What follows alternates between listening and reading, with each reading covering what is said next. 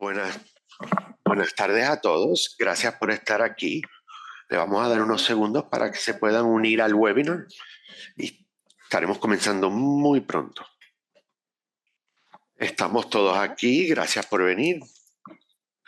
Para escuchar la presentación en español, por favor, vayan a la barra de interpretación y le den clic a la orejita de español. Por favor, denle mute a todos sus micrófonos para que estén en silencio. Vamos a tratar un poco de la logística. Se grabará la presentación. Todos los participantes estarán en silencio. Para el webinar de hoy, todos los participantes estarán en silencio. Por favor, asegúrense de que sus bocinas estén prendidas y el volumen alto. Si tiene problemas técnicos, por favor, mándele un mensaje al centro a través del chatbox. Si tiene una pregunta para los presentadores, por favor, usen el tab de preguntas y respuestas.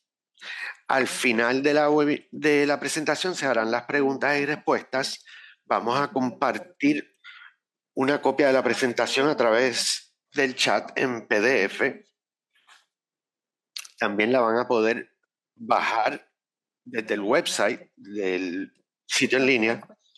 Se va a grabar la presentación y se posteará en YouTube, en el canal de YouTube. Al final de la presentación, por favor, completen la evaluación. Nos dará la oportunidad de saber sus pensamientos de los asuntos que quieren cubrir en estos webinars. Un enlace para esa evaluación se presentará a través de la presentación y habrá un Quick Response Code al final. Nuestra misión es avanzar y apoyar la sostenibilidad de la salud conductual que esté anclada en la comunidad, en la cultura y en la prevención, en el tratamiento y que tenga muchos caminos para la recuperación en las comunidades hispánicas. Se proveerá capacitación y entrenamiento técnico para expandir la fuerza laboral de la salud conductual. La doctora Esther Calzada será nuestra presentadora, panelista. Ella es la profesora Norman Clay de conductas familiares y de niños.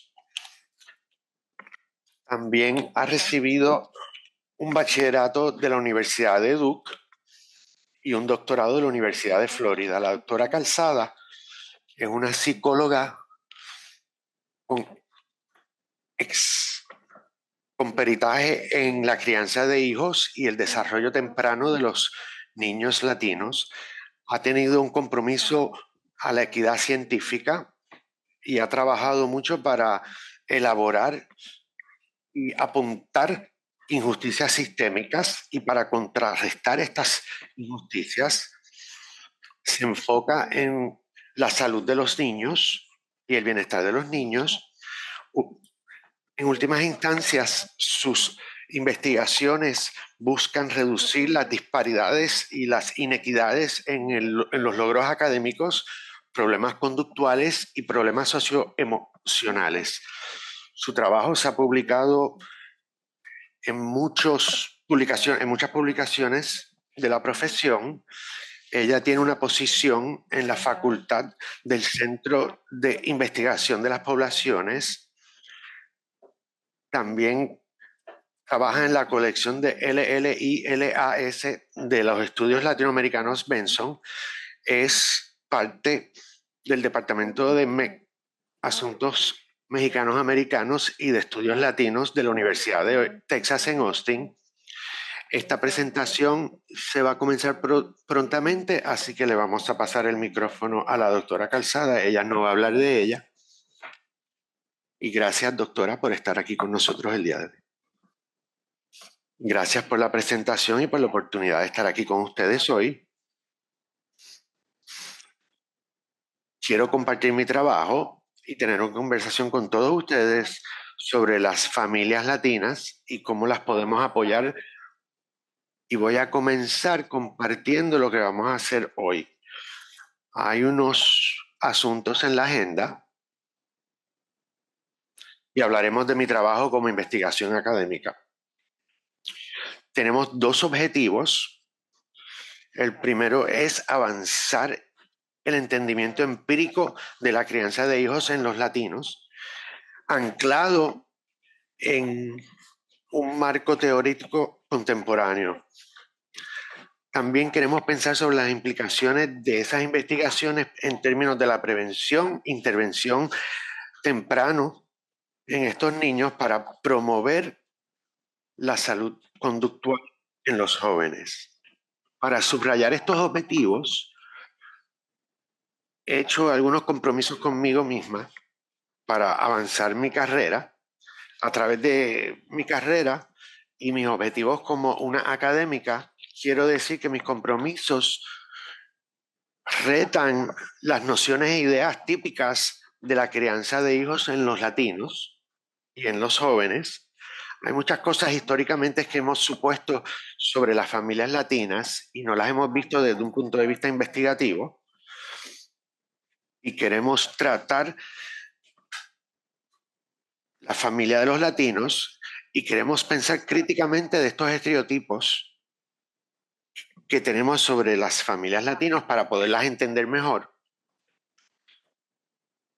También quiero apoyar el desarrollo de los jóvenes latinos, y pensando esto desde un punto de vista empírico y el contexto en que los hijos se crían en las familias latinas, pues tenemos que apoyarlas dentro de este contexto.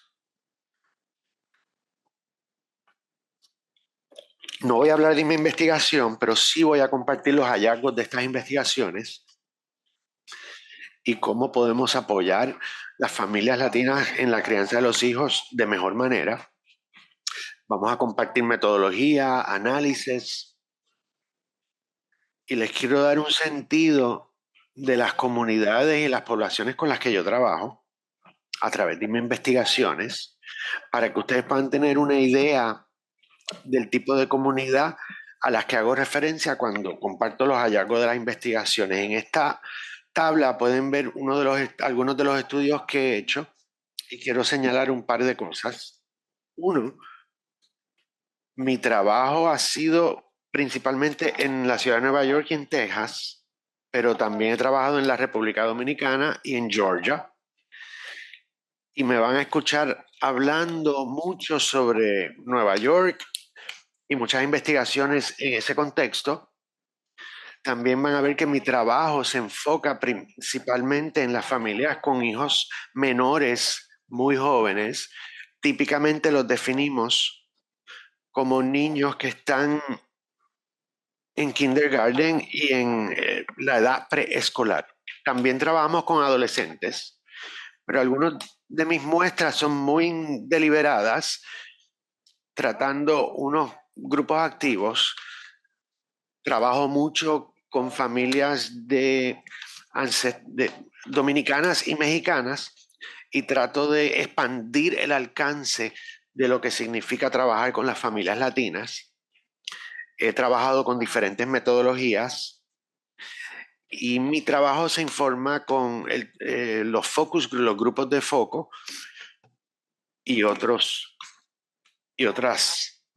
herramientas investigativas. Para comenzar, mi interés en la crianza de los hijos y en términos generales, en mis estudios graduados, yo era parte de un laboratorio que se enfocaba en implementar y probar programas de crianza de hijos. Eso es lo que va a comenzar mi enfoque sobre la crianza de los hijos. Comenzamos en los 1970s y tiene mucho de teorías de apropincuamiento, de bonding, y tratamos de pensar en maneras de ayudar a estas familias en términos de salud mental, de asuntos académicos y de salud. de una perspectiva conceptual, esto tiene mucho sentido, porque cuando pensamos en la ciencia de la crianza de los hijos, se ancla en el entendimiento de los hijos, y los hijos están en unas ecologías muy particulares. Y yo sé que algunos de ustedes están familiarizados con esta imagen de los círculos concéntricos. Los padres y los hijos están juntos en el medio, en un microsistema, y aún como entendemos que los niños están desarrollando tanto en el meso y a nivel macro, estas muestras toman en cuenta las leyes, los valores sociales, las escuelas aledañas, etcétera.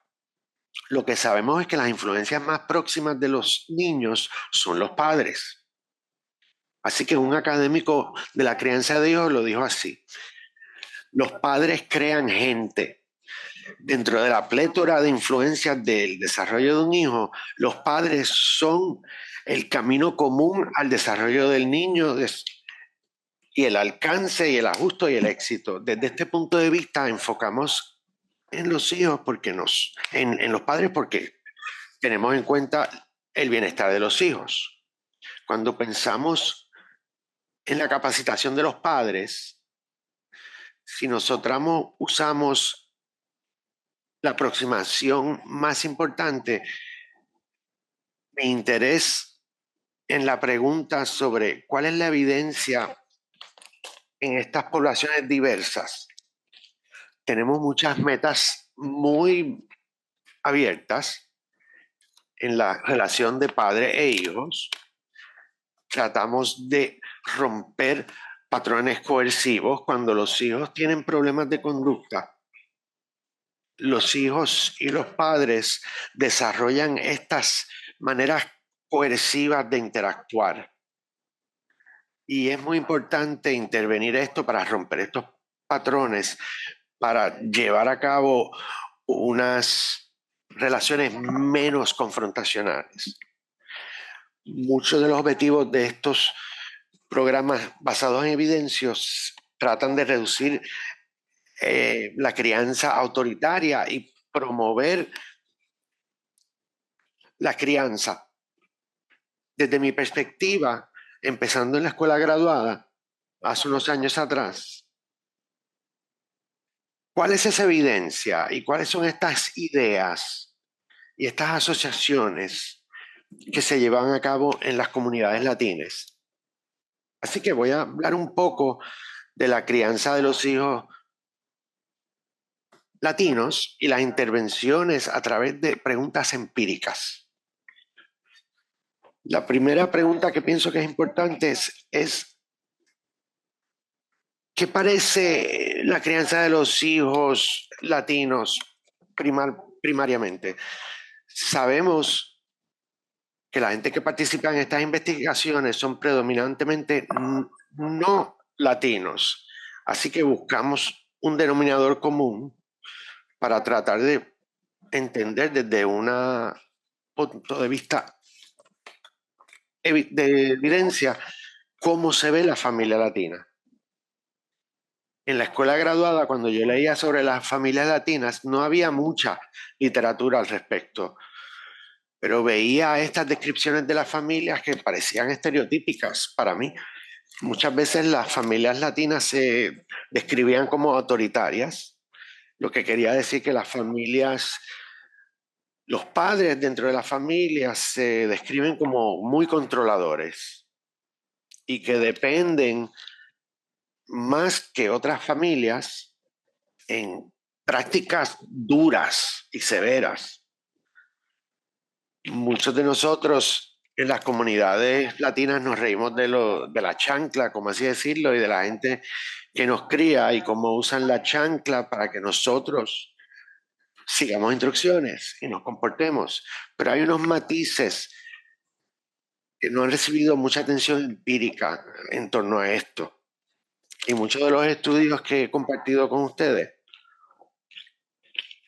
¿qué es lo que dicen las madres, específicamente en mis estudios, de cómo ellas crían a sus hijos?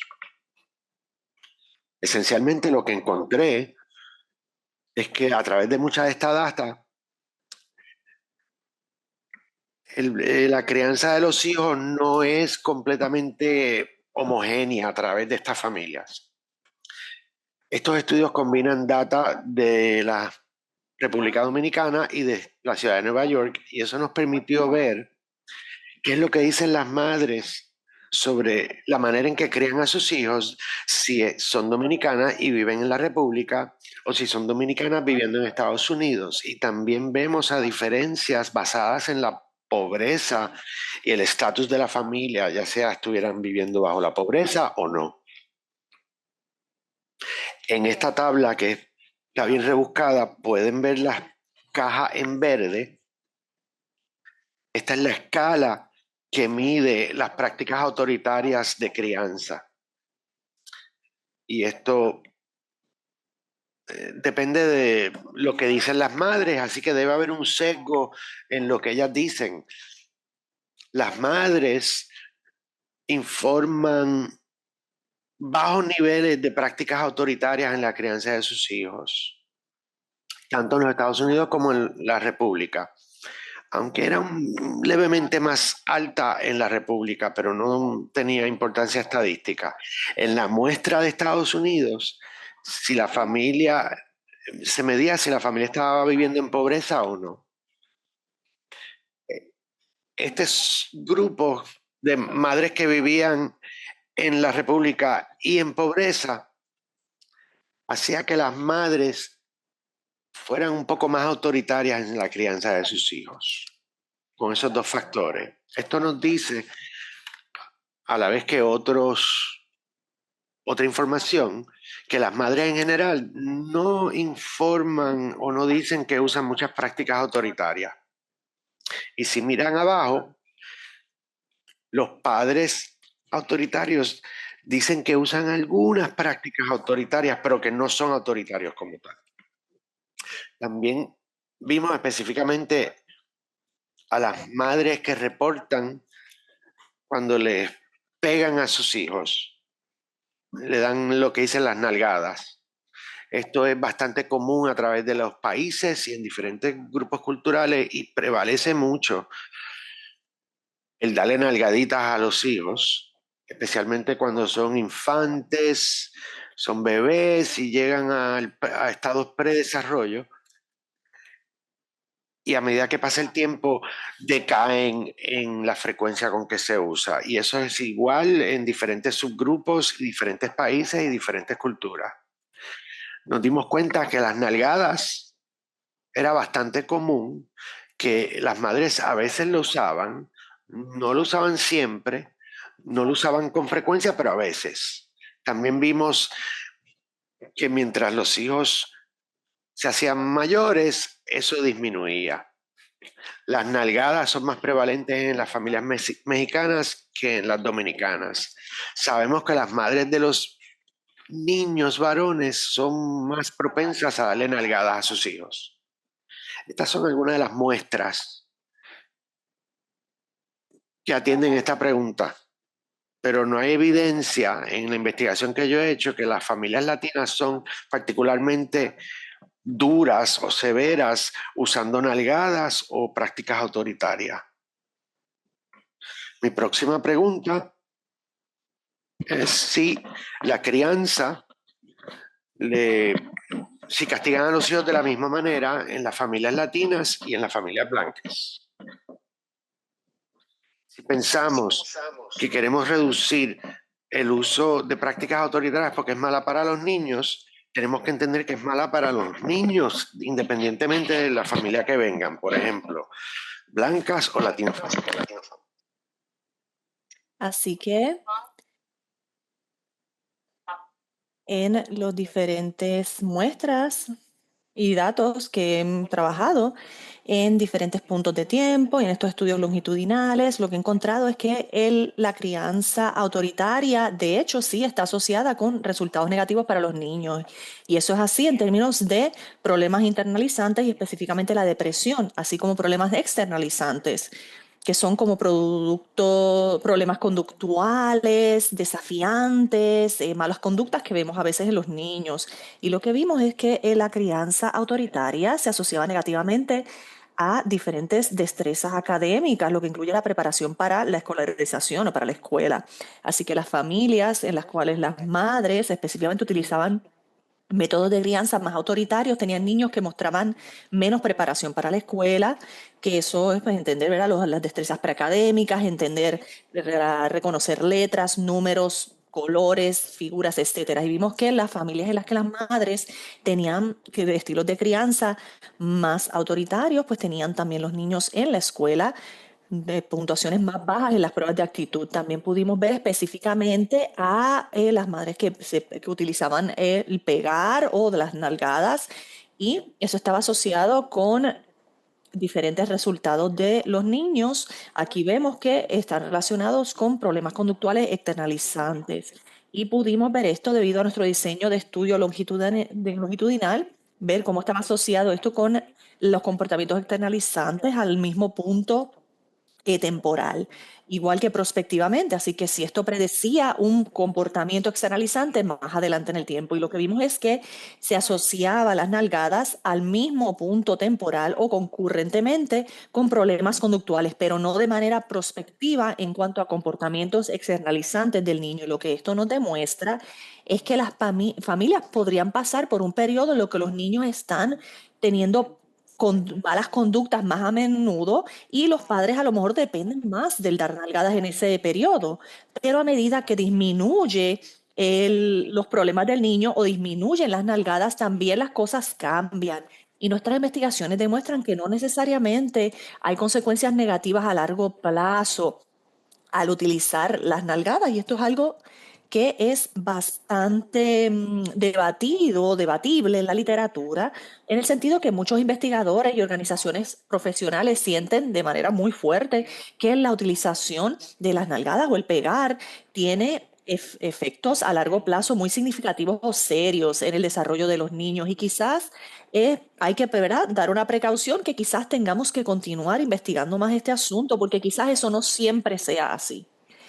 Pero aparte de a partir de esta segunda pregunta, vemos que la crianza autoritaria, incluso el uso de dar nalgadas, no es algo que queremos ver en nuestras familias, ¿no? Porque ya que pase concurrentemente o a lo largo del tiempo, sí que está asociado con más resultados negativos en el niño.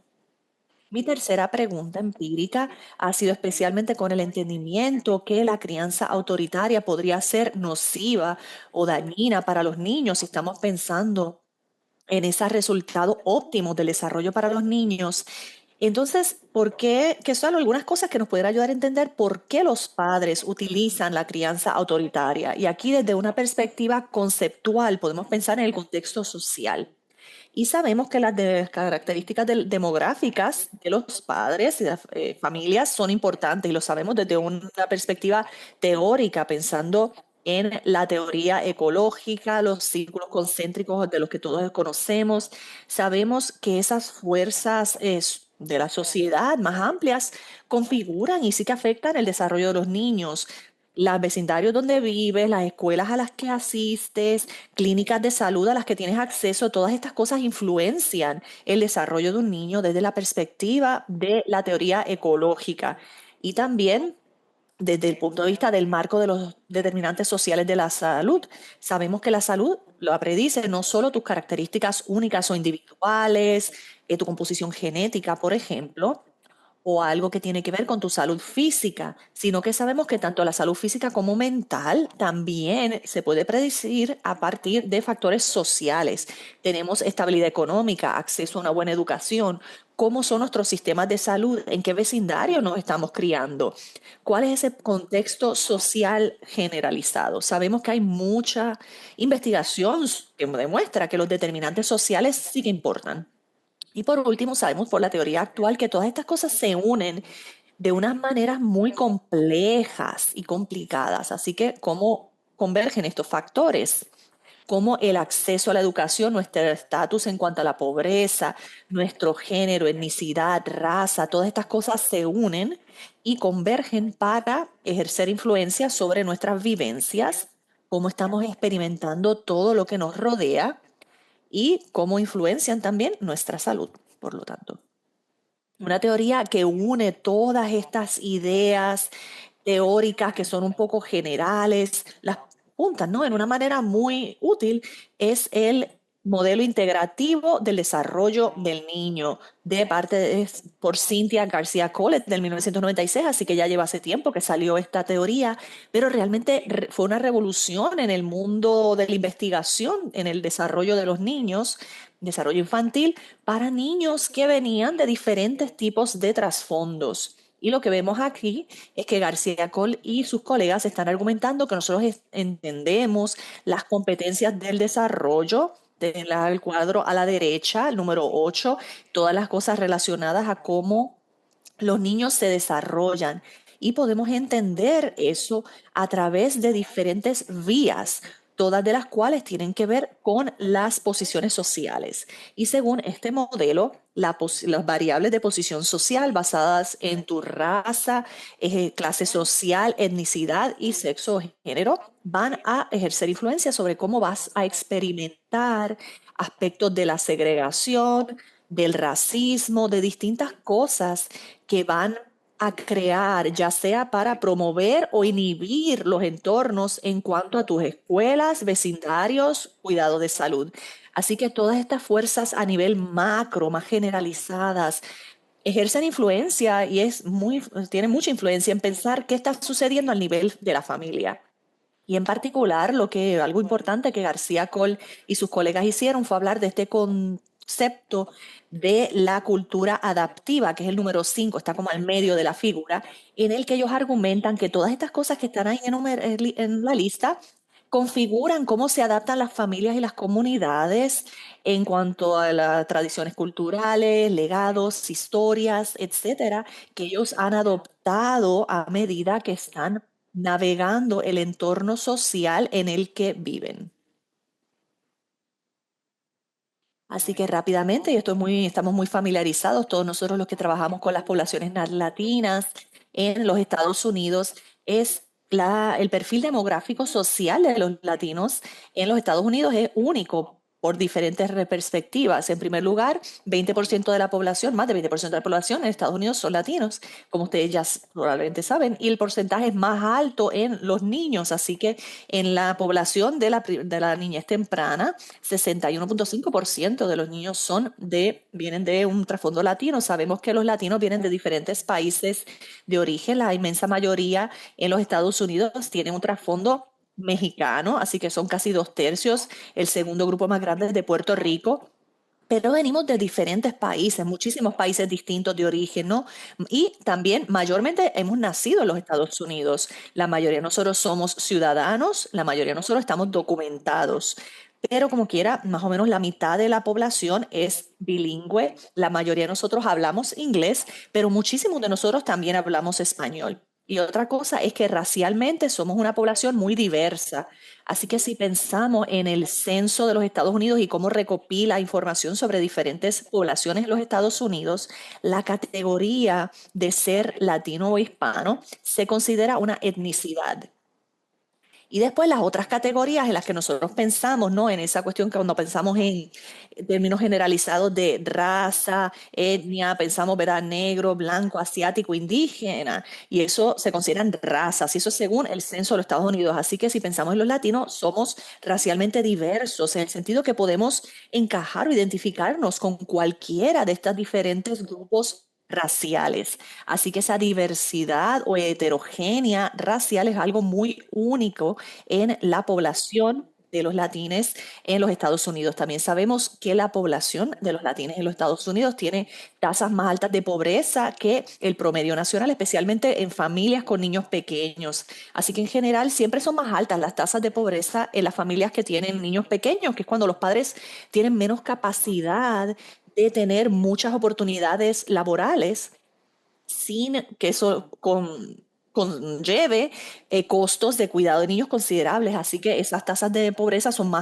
altas, especialmente en las familias de niños pequeños, y también la tasa de graduación de la escuela superior es más baja con relación al promedio nacional.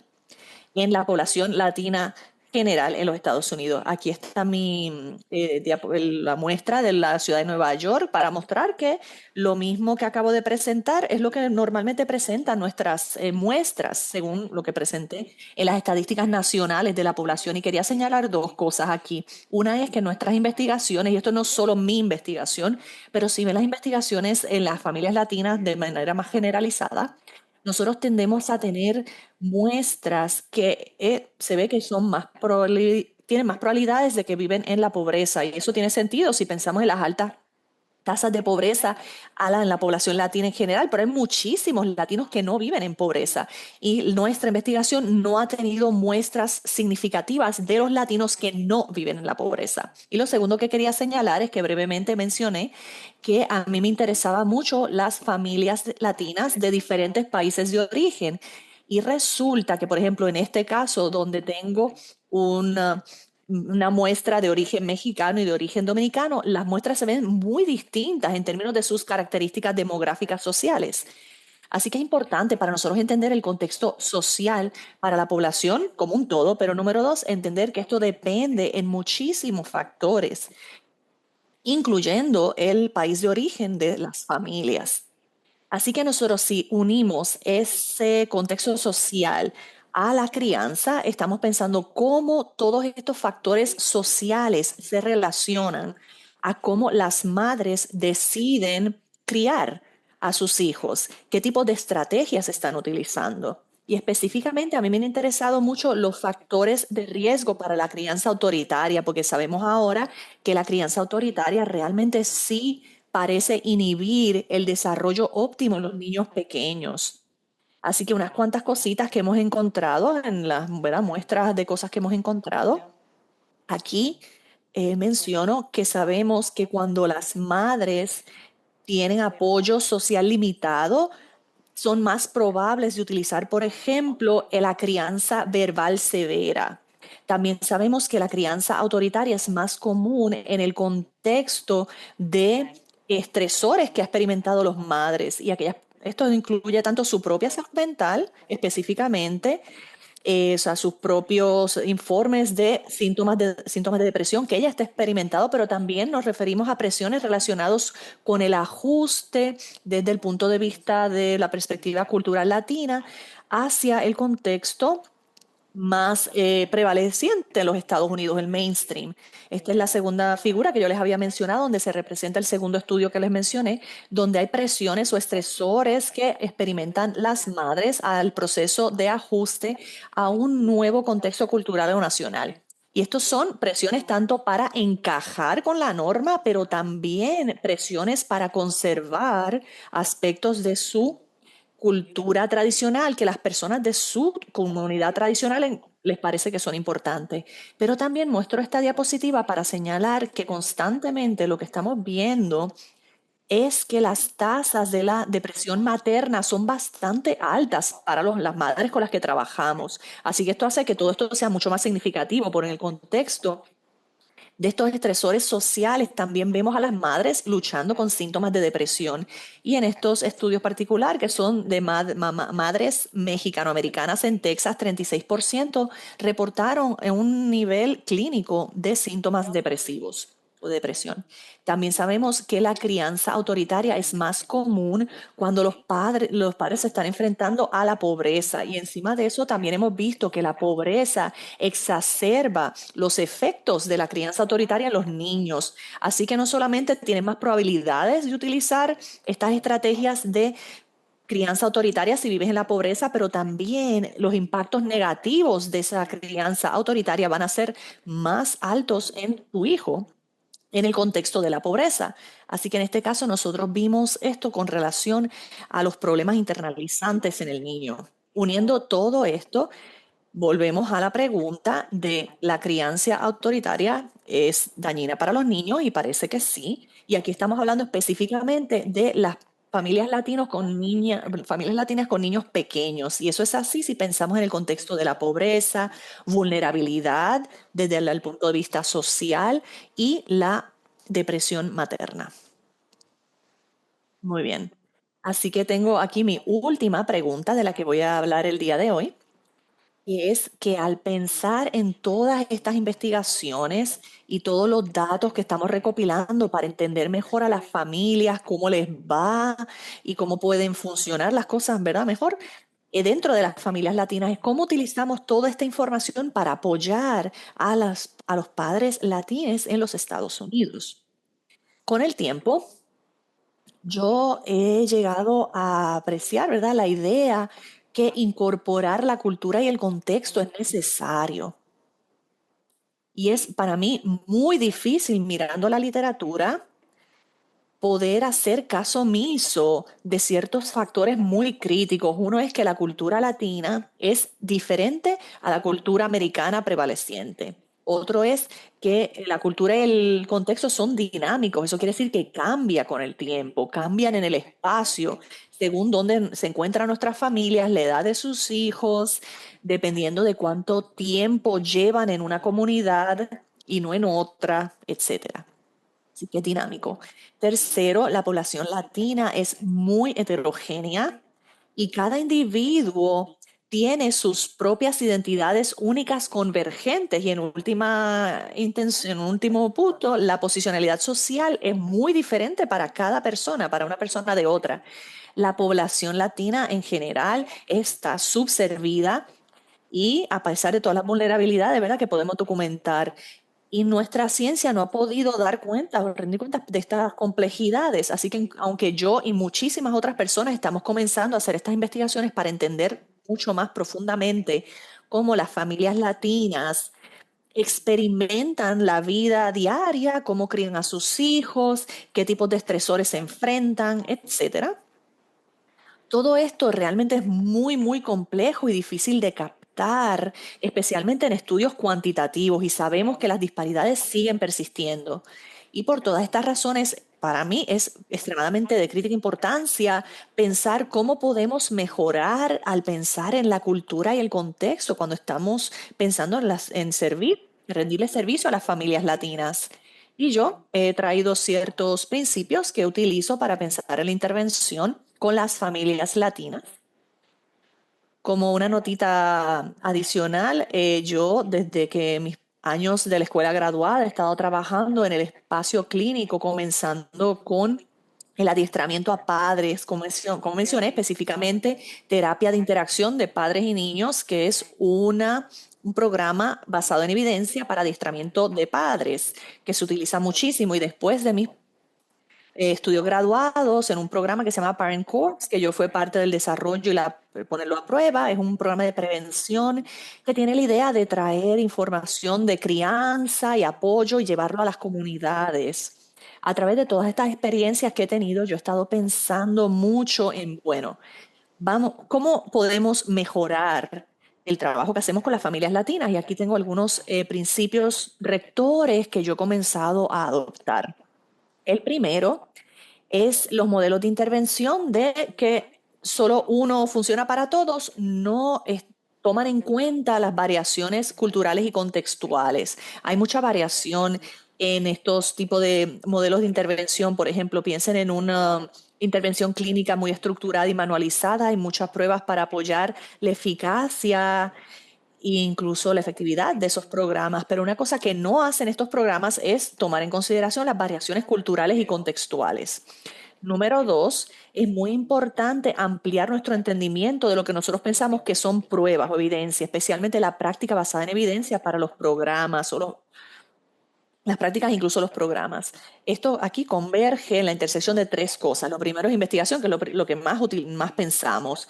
Esto se basó en teoría, se puso a prueba, se hicieron diferentes ensayos controlados aleatorios, pero eso es solo uno de los factores que pensamos que es importante considerar cuando pensamos en qué son prácticas basadas en la evidencia. El segundo es la experiencia, el conocimiento clínico de facilitadores. Las personas que están en la calle trabajando con comunidades, con familias, desarrollan mucha sabiduría, muchas destrezas y muchas ideas y entendimiento de lo que es importante y eficaz dentro de esa comunidad específica. Y eso también es parte de las prácticas basadas en evidencia. Y número tres, las necesidades y preferencias del cliente real. Así que, ¿qué necesitan las personas en comparación con lo que se les dice que necesitan? ¿Qué es lo que ellos realmente necesitan y qué ellos realmente prefieren? Nosotros siempre, muchas veces, enfatizamos demasiado las investigaciones cuando hablamos de programas basados en evidencia, pero en realidad la experiencia y el conocimiento clínico de los facilitadores y las necesidades de los clientes es muy importante. Pensando sobre las teorías críticas y la necesidad de comprender a los individuos y sus necesidades, estamos hablando de la posición social, las variables que influencian esto, etnicidad, género, clase social.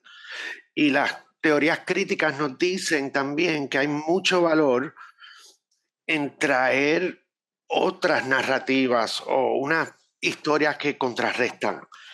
Esto quiere decir que la gente está mejor preparada para decir sus propias historias y nosotros amplificamos estas voces de las familias. Y esto no quiere decir solamente, por ejemplo, hablamos de intervenciones que proveemos en las comunidades. La próxima son las intervenciones que se basan en la cultura, porque estos puntos de vista que nos encontramos iluminan la humanidad de la familia, de los niños con los que trabajamos y nos ayudan a negociar con las destrezas y las fortalezas de estas comunidades latinas. Y finalmente, también tenemos estrategias de prevención y cómo intervenimos y apoyamos a la gente tomando en cuenta las naturalezas clínicas y lo difícil que pueden ser el tratamiento. También voy a compartir un poco sobre un programa que mi equipo está desarrollando, las investigaciones que hemos llevado a cabo, las intervenciones, experiencias que tenemos sobre estas intervenciones a través de los años y trabajando para brindarle mejor apoyo a estas familias latinas. El primer programa se llama Lacitos. Específicamente trabaja con los padres para desarrollar el aprendizaje emocional de los niños. Es individualizado, se basa en las fortalezas y en la prevención. Aquí tenemos el corazón del programa Lacitos, es el ciclo de ideas y el enfoque aquí es en el proceso que motivamos, exhortamos a los padres que sigan para un proceso para promover el desarrollo emocional de los niños y depende en la relación padre-filial, pensando en las capacitaciones de los padres. Hay mucha influencia de la teoría de apego. Esto es crítico. Lo consideramos el lazo, ¿no? Y queremos que eso sea el motivante principal del desarrollo y aprendizaje. También vemos que el programa está individualizado y personalizado.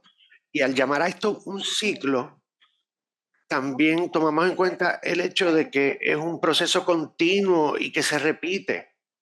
Vamos de un lugar a otro, de un proceso a otro, para que los padres puedan pensar en la naturaleza del desarrollo social de sus hijos. También el aprendizaje se lleva a cabo a través de estrategias proactivas.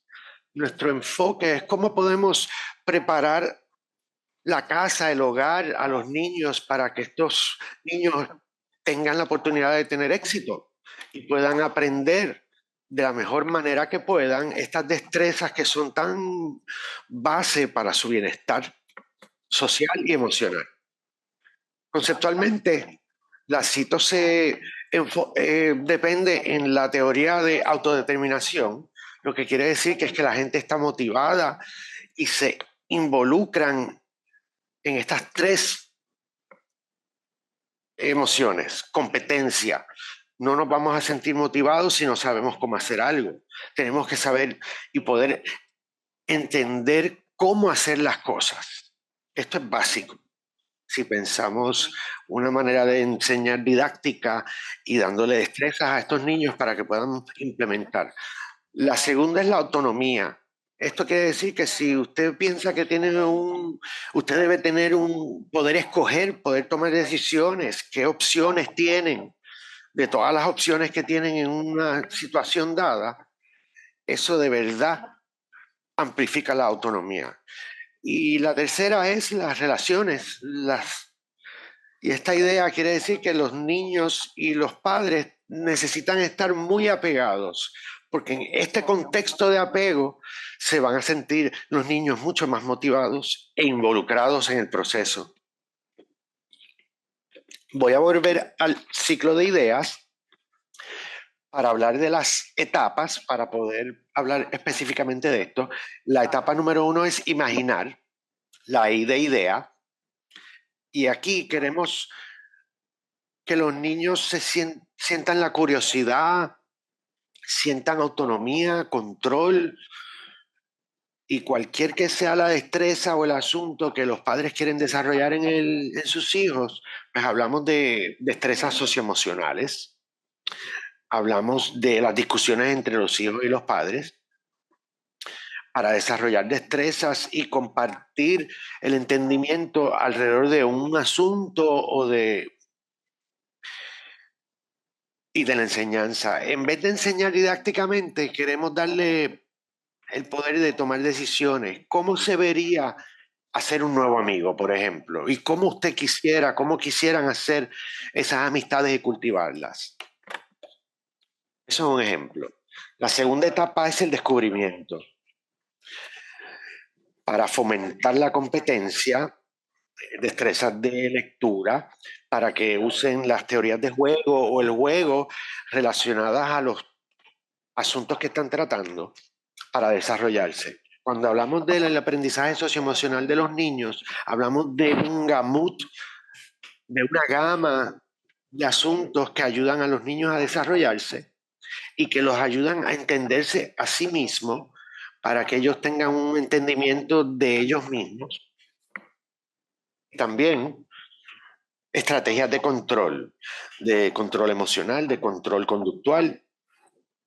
Una destreza común de las que hablamos bajo este contexto es entenderse ellos mismos, hacer amistades, cultivar amistades, que quiere decir ser un buen amigo, tener estrategias conductuales, escuchar, respetar, ayudar a los otros, cooperar, trabajar las cosas, resolver problemas, y esto brega mucho con emociones para que puedan entender las emociones y cómo bregar con ellas. Es muy crítico esto para su desarrollo, para el desarrollo de los niños y su desarrollo óptimo de salud mental. Además de enfocar en estos asuntos, estos temas, queremos usar el ciclo de ideas y hablar de las citos como un proceso. Es como un ciclo de ideas, por así decirlo. Y eso le permite a los padres y a las madres desarrollar las destrezas que son más importantes para ellos, de los que tienen más interés o que quieren enfocar en sus hijos para que ellos puedan crecer. Ustedes se pueden imaginar que ayudar a un niño a entender quiénes son va a ser muy diferente de niño a niño. Hay que ser flexible, hay que ser orgánico, dinámico, y los padres tienen que llevar esto, liderar esto. Hay que demostrar respeto al mirar a los ojos, por ejemplo. Hay otras culturas que no demuestran respeto mirando a los ojos, así que en vez de respetar esas cosas, la idea es que los padres reciben la autonomía y la libertad para enseñarles a sus hijos de una manera que tiene sentido para ellos. Esto nos lleva a las prácticas basadas en evidencia. Necesitamos clientes, por ejemplo, necesitamos padres y madres que nos digan cómo las intervenciones deben funcionar de la misma manera que nosotros necesitamos las investigaciones y el peritaje clínico como terapistas. La etapa 3 es el experimento. Cuando digo esto, hablamos del ambiente alrededor de los niños y cómo los padres específicamente manejan este ambiente y cómo los prepara usted para el éxito. Hablamos de estrategias proactivas dentro de un ambiente estructurado. Tenemos mucha investigación de la crianza a temprana edad toman la forma de rutinas, de reglas, que los ayudan a entender cuáles son las expectativas y poder ser predecibles y cómo aprenden mejor.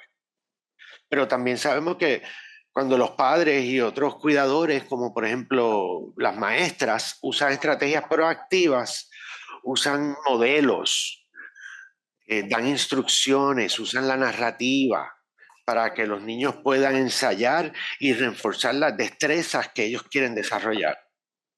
Cuando enfocamos en estas estrategias proactivas, es cuando nosotros promovemos el ambiente que les permite a los niños aprender de una manera óptima. Ustedes pueden pensar, por ejemplo, que los padres y las madres puedan pensar en estas estrategias proactivas y utilizar las que más sentido le hacen.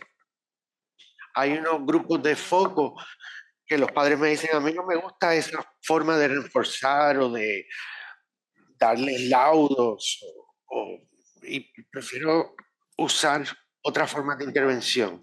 Pero, por ejemplo, en este caso, no importa cómo usted decide expresar estas estrategias proactivas, sino que utilicen una estrategia proactiva que funcione dentro de las normas culturales y el ambiente cultural donde se encuentran. Hay que utilizar las estrategias proactivas que tienen más sentido en ese contexto. En la etapa número 4 es adaptarse. Y aquí queremos enfocar en la idea de que ya le enseñaron la destreza en la etapa 1 y 2 y ahora usted promueve un ambiente donde los hijos pueden practicar las destrezas, pueden mejorar esas destrezas y pueden aprender. Y el aprendizaje puede ser muy retante para algunos niños dentro de diferentes circunstancias. Hay niños que aprenden más rápido que otros y hay ciertas cosas que influencian el aprendizaje. Lo que queremos es preparar a los padres que eviten llegar a un punto de disciplina, de que se convierta en un problema de disciplina que hay que corregir, sino manejar estrategias proactivas. La disciplina es necesaria, claro, en la crianza, pero ¿cómo la proveemos de una manera muy deliberada, muy intencional, para que enfoque en ese tipo de conducta? Así que pensamos que esta conducta provee el marco de la relación padre-filial. ¿Y qué uno hace? Pues uno tiene que verificar con uno mismo que uno tiene control, que usted está haciendo todas las estrategias proactivas, fundacionales, de la mejor manera que puedan. ¿Y qué pasa si la disciplina se hace necesaria? ¿Cómo se ve eso? Nuestra etapa final es el apoyo. Esta idea ayuda mucho para que los niños reflexionen sobre su aprendizaje, lo que está funcionando, lo que no está funcionando, cómo los podemos apoyar mejor, esa conversación, cómo se ve. Podemos siempre construir sobre las destrezas que ya están. A veces hay que cambiar cómo abarcamos este aprendizaje y cómo los ayudamos a aprender. Estas son las etapas y quiero aprovechar el tiempo. Por favor, no me interrumpan. Quiero cubrir rapidito un ejemplo de cómo la CITO se podía ver en la práctica. Y esto se enfoca en el tema de entendernos a nosotros mismos. Esto es un tema muy fundacional, muy básico, porque el sentido de uno mismo es uno de los primeros sentidos que uno desarrolla. Las tomas de decisiones que los niños toman tienen mucha influencia en la autoestima. Y queremos guiar a los padres que puedan hacer que los niños se entiendan ellos mismos. El objetivo final y muy importante es crear una identidad saludable para los niños. Sabemos que la investigación nos dice que los niños son muy curiosos y son muy curiosos sobre las semejanzas y las cosas que no son similares. Cuando ven que sus padres son diferentes, que hablan otro lenguaje, otro idioma, tienen mucha curiosidad sobre estas diferencias. Y esto no quiere decir que sea positivo o negativo, esta curiosidad. a la que me refiero, sino lo importante es que aprendan que estas preguntas no son apropiadas y que ponen a los adultos en el cuarto incómodos. Así que, ¿cómo guiamos la conversación en cómo somos semejantes, cómo somos similares, para contrarrestar esa curiosidad sobre las diferencias, para poderlos hacer que ellos se involucren en las conversaciones de esta naturaleza, para que sientan orgullo de lo que son y que puedan entender y aceptar a la gente que son diferentes a ellos? Y esto nos regresa a la idea de cómo construimos sobre la riqueza cultural. Hay cosas que hay gente que son similares o no son similares a ustedes. ¿Y qué son esas cosas, de esos valores, de esas identidades, de nuestras culturas que nos ayudan a darle a los niños un mejor entendimiento para que lo puedan apreciar y se puedan apreciar ellos mismos? Estos ciclos de ideas quiere decir que queremos hablar de que los padres tengan conversaciones con los niños, que hayan cosas que puedan hacer dentro de estas conversaciones que tienen los padres con sus hijos. Por ejemplo, si se miran al espejo con sus hijos, pueden describir cosas de sus hijos y de ellos mismos, características que cuando salen al mundo, otra gente va a reaccionar a estas cosas y queremos que las entiendan y las aprecian antes de que salgan al mundo y reciban esas reacciones. También queremos ayudarlos a entender que todos somos diferentes y esto es importante, aceptar las diferencias. Y cómo podemos construir la identidad étnica sobre libros, literatura, hay lecturas recomendadas, cómo pueden usar las estrategias proactivas, cómo están usando el proceso de modelaje, cómo usan el trasfondo cultural, cómo reforzan lo único que tienen de su cultura, las cosas únicas de su cultura y singulares. ¿Cómo apoyamos esto? ¿Cómo apoyamos que reflexionen con sus hijos? Especialmente cuando hablamos de que se entiendan a ellos mismos. Sabemos que esos cambios son de desarrollo cuando los estudiantes, los niños van a un nuevo salón de clase o cuando se exponen a un grupo de pares diferente, se comparan de una manera diferente al anterior, cuáles son esas diferencias. Y estas cosas que suceden a través del tiempo son importantes que ellos puedan reflexionar sobre ellas. Esta es una explicación corta de cómo podemos enfocarnos sobre un tema y quiero tomar una pausa para ver si alguien tiene algún tema o algo para discutir. Voy a asegurarme de que la moderadora pueda poner estas preguntas en el chat y las pase al salón de preguntas y respuestas y de discusión. Hay un par de preguntas aquí. La primera es sobre los castigos físicos. Los padres tienen miedo que al promover esta conducta, pues no la reportan con la misma honestidad que podrían. Si se adaptan los cuestionarios, se puede ajustar la manera en que contestan esta pregunta. Esta es una pregunta muy buena. ¿Hay evidencia de que hay sesgo en los reportes que dan sobre los castigos físicos?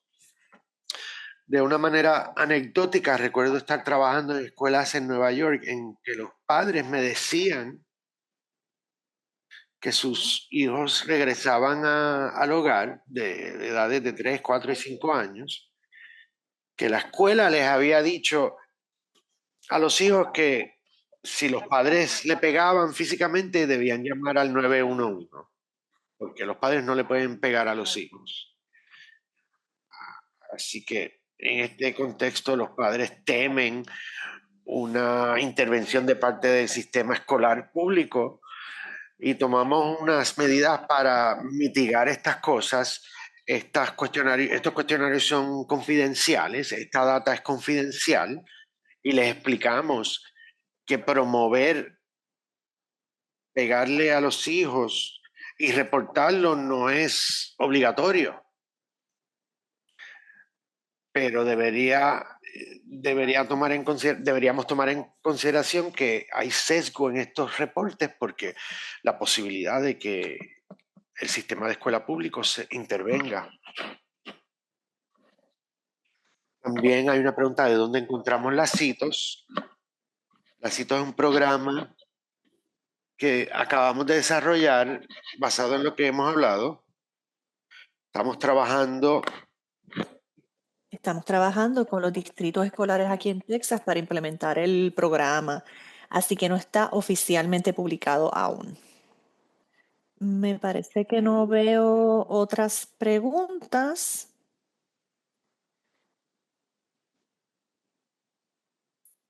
No sé si hay alguna moderadora por aquí que nos pueda ayudar. Hola, hola a todos. Muchísimas gracias, doctora. Sí, yo no veo más preguntas. Sí sé que puede ser que haya personas que quieran compartir más información con usted y se pueden sentir en la libertad de dejarnos saber y compartir esa información directamente con nosotros y nosotros entonces nos aseguraremos que usted la reciba. Aparte de eso, podemos utilizar más los últimos minutos que nos quedan si hay alguna otra pregunta, pero por el momento no tenemos más y queremos recordarles que pueden hacer las preguntas en español también. Las diapositivas se compartieron a través del chat. Voy a volver a compartirlas para que todos los reciban en unos segundos. Y ahí están las diapositivas en el chat. Ay, no sé si alguien estaba haciendo una pregunta porque escuché algo, pero no se escuchaba muy bien. Sí, hay una pregunta más en el chat. Parece que las investigaciones que se presentaron fue con varones. ¿Puedes explicar por qué no se incluyó a ambos sexos en la investigación? Sí, la investigación no era específicamente para en varones, no estoy seguro si, quizás sí hubo un hallazgo que yo mencioné que sí tenía específicamente, hablaba de los niños varones versus las niñas, pero las investigaciones incluyeron a todos los niños, tanto niños como niñas, y las investigaciones predominantemente fue con las madres. Quizás eso es lo que estaba haciendo, sobre eso era que estaba haciendo la pregunta la persona. Bueno, hasta el momento no estoy viendo más preguntas. Están sobre el certificado de asistencia, lo vamos a ofrecer después del evento. La enlace para las diapositivas se compartió en el chat. Si no pudieron descargar la presentación, lo vamos a dejar en nuestra página de internet también. Lo pueden encontrar utilizando el mismo título o tópico para este adiestramiento y con eso lo van a poder encontrar rápidamente. Por favor, recuerden de llenar nuestra encuesta. Esto nos va a ayudar a continuar desarrollando más adiestramientos similares a este. En, en estos momentos, pues vamos a concluir este adiestramiento. Doctora Calzada, muchísimas gracias por su tiempo y muchísimas gracias por compartir toda esta información tan valiosa con todos nosotros. Muchísimas gracias a todos por venir en el día de hoy. Que tengan un buen día.